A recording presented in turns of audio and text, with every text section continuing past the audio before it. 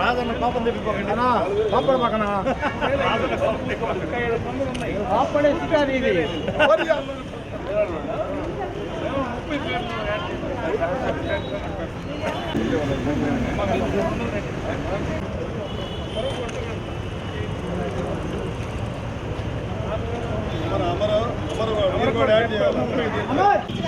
Government property ఇచ్చేటప్పుడు అది మీరు కాదమ్మా అని చెప్పినప్పుడు ఆపేయచ్చు కదా సార్. ఇంత దాకా ఎందుకు వెయిట్ చేయాలి? మేము మొన్న వెళ్తే సార్ కలవడానికి అన్నాడు. సరేనమ్మా అది వాళ్ళు అంటున్నారు 15 సంవత్సరాలు అమ్మా సార్. నాకు వాసు గారు కరెంటు కూడా ఇచ్చాడు. మన పైపులు లాగి కరెంటు వైర్లు లాగేసరికి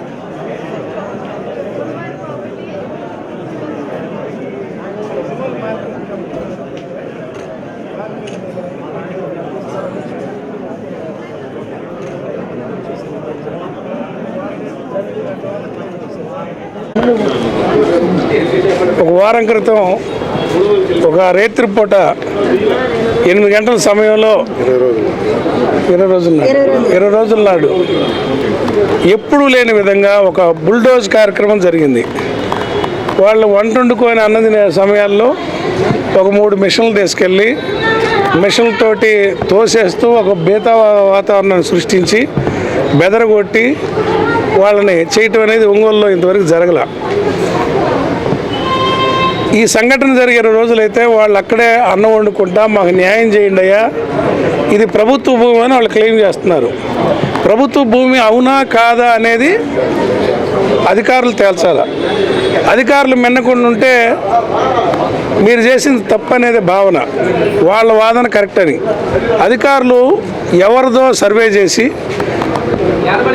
ప్రభుత్వ భూమి ప్రైవేటు భూమి తేల్చి, ప్రభుత్వ భూమి అయితే అక్కడ ఎంత మాత్రం ప్రభుత్వ భూమి ఉన్నా వాళ్ళు అక్కడ నివాసం ఉంటున్నారు కాబట్టి ఏళ్ల తరబడి పేదలకు ఎక్కడైనా ఇచ్చే స్థలాలే కదా, మీరు ఆ ప్రభుత్వ భూమిని వాళ్ళకి పట్టాలు ఇప్పియాలని కోరుతా ఉన్నా. ప్రైవేటు వ్యక్తులది ఎంత ఉందో వాళ్ళకి కొలతేసి ప్రభుత్వ భూమిని మాత్రం వాళ్ళకి ఎంతో కొంత తల సెంటున్నారో సెంటో కనీసం ఇస్తే వాళ్ళు నష్టపోయిన దానికి పరిహారం వస్తుందని ఈ సందర్భంగా తెలియజేస్తున్నా. మీరు తెలిసి తెలియనట్టుగా పేదల్ని నిరంకుశంగా తోలేసి, అంటే ఒక నిర్లక్ష్యంగా వాళ్ళు అలో లక్ష్మణ అని 20 రోజుల నుంచి కొట్టుకుంటుంటే అక్కడే పడి ఎండకు పడి ఎవరు వచ్చి మమ్మల్ని రక్షిస్తారని ఎదురు చూస్తుంటే వాళ్ళ మాటల్లో అయ్యా జనార్దను, అయ్యా చంద్రబాబు, అయ్యా పవన్ కళ్యాణ్ అని అంటున్న మాటలు మీకు వినపడవా? వాళ్ళకి అసలు ఏది న్యాయమో ఏది అన్యాయమో తెలియజేయాలి కదా. న్యాయాన్యాయాలు తేల్చి వాళ్ళకి అన్యాయం జరిగితే వాళ్ళకి న్యాయం చేయండి, లేదంటే ఇంకో చోట న్యాయం చేయండి. వాళ్ళు నష్టపోయారు, మేము కష్టపడి డబ్బులు పెట్టి ఇల్లు కట్టుకున్నాము, మేము నష్టపోయామని చెబుతుంటే న్యాయాన్యాయాలు విశ్లేషించే తీరిక మీకు లేకపోతే ఇది పేదల పట్ల మీకున్న కర్కశ భావం అని తెలియజేస్తా ఉన్నా. ఇది మంచి పద్ధతి కాదు.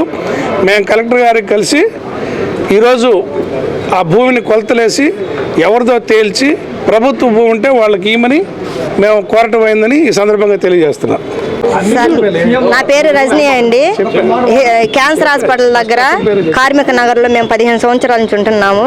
మొన్న 4వ తేదీ సాయంత్రం 5, 5:30, 6 ఆ టయాన్ని వచ్చి 3 బుల్డోజర్లతో ఎవరో కొత్త వ్యక్తి, 15 సంవత్సరాల నుంచి మేము అతన్ని ఎప్పుడు చూడలేదు.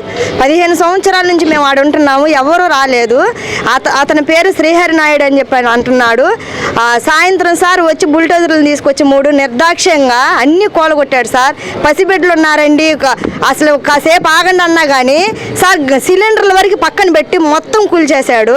సరే ఎందుకు సార్ అసలు మా ప్రభుత్వం తరపు నుంచి కూడా ఏ నోటీసులు ఇవ్వకుండా ఏం సార్ ఇదనంటే, మేము పలానా ఎమ్మెల్యే గారు ద్వారా వచ్చాము, అది అతని ద్వారా వచ్చాము, మేము ఇది మాది అని చెప్పని అన్నాడు. సార్ ఏంది సార్ ఇది నిర్లక్ష్యం, 15 సంవత్సరాల నుంచి ఉంటున్నాము, 15 సంవత్సరాల నుంచి లేనిది ఇప్పుడే ఎట్లా వచ్చారు సార్ అని చెప్పనంటే, అసలు ఏ మాత్రం కూడా సార్ 200 మందిగా వచ్చారు, మొత్తం తాగున్నారు సార్, లేడీస్తో కూడా తాగున్నారు నిర్దాక్ష్యంగా. అసలుకి ఇంట్లో ఉంచి కనీసం అయితే మనుషులు ఉన్నారా లేరని కూడా చూడలేదు సార్. అందరూ పనులకి వెళ్ళి ఉన్నారు, సాయంత్రం కొంతమంది అయితే అక్కడే ఉన్నారు, పనుల నుంచి వచ్చారు సార్. అయితే అతను బిహేవియర్ బాగాలేదు సార్. 15 సంవత్సరాల నుంచి లేని అతను ఇప్పుడు ఎక్కడి నుంచి వచ్చాడు. సరే ప్రభుత్వం భూమి కాదని అన్నారు. సరే మరి మాకు కోర్టు నుంచి కానీ ఎక్కడి నుంచి మాకు నోటీసులు ఇవ్వకోకుండా నిర్దాక్ష్యంగా పడేయటం ఏమన్నా న్యాయంగా ఉందా సార్?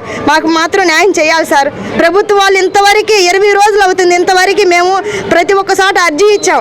అర్జీ ఇచ్చినా కానీ ఇంతవరకు మాకు అసలు ఒక్కరు కూడా సైట్ మీదకి వచ్చి ఎవరు కూడా మాకు పోలీస్ తరపు నుంచి కానీ కలెక్టర్ గారి నుంచి కానీ ఎస్పీ ద్వారా కానీ ఎవరు కూడా ఇంతవరకు 20 రోజుల నుంచి ఒక్కరు కూడా రాలేదు సార్.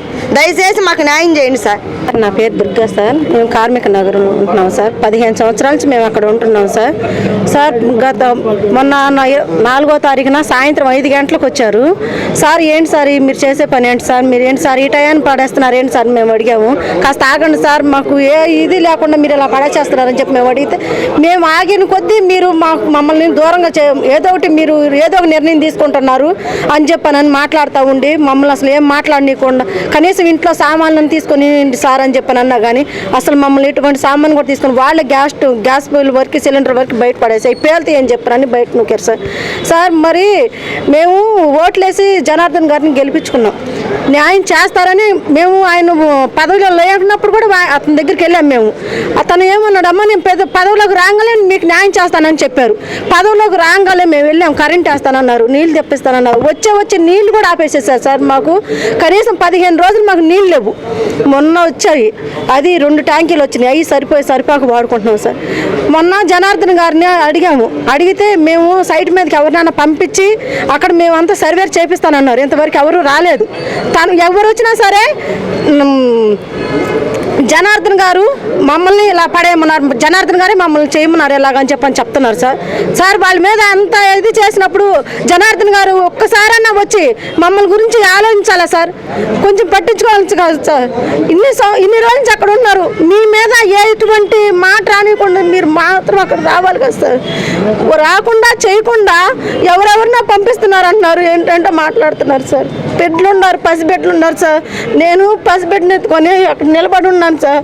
నన్ను సామాన్లు తీసుకుంటే నేను అక్కడ నిలబడి ఉంటే నన్ను తోసేసరి పిల్లడు కూడా చెప్తాను సార్. చల్లాలనే పసిబిడ్డలు అల్లాడిపోతున్నారు సార్, వాళ్ళు బాగోలేకుండా ఉంటున్నారు సార్.